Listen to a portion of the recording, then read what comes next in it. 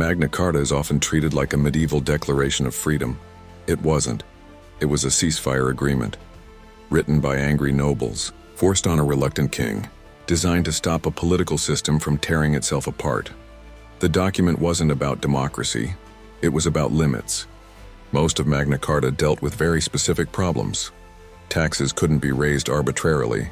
Land couldn't be seized without process. Heirs couldn't be extorted endlessly. Justice couldn't be sold to the highest bidder.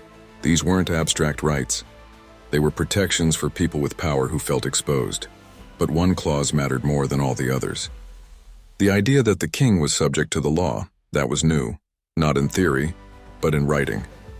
For the first time in English history, royal authority was formally constrained by agreement. If the king broke the terms, enforcement mechanisms existed. That's the revolutionary part. Not freedom for everyone, accountability for the ruler. Magna Carta didn't create equality. It didn't protect peasants. It didn't establish elections. What it did was slow power down. It forced the crown to operate within known rules. And once that idea exists, even in a limited form, it becomes dangerous to absolute authority. Because rules have a habit of spreading. John never intended to honor Magna Carta.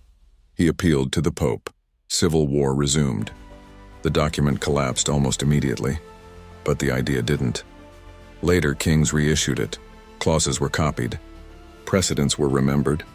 Magna Carta survived not because it worked perfectly, but because it was useful. It gave elites leverage. It gave law teeth. It gave future generations something to point to, and that's why it matters. Not as a symbol of instant freedom, but as a crack in absolute power. In the next episode, we'll look at why Magna Carta failed at first, how it survived anyway, and how a broken agreement became a permanent constraint on authority. If you enjoyed this trip down the rabbit hole, don't forget to like, share, and subscribe to Smart History for Dumb Times.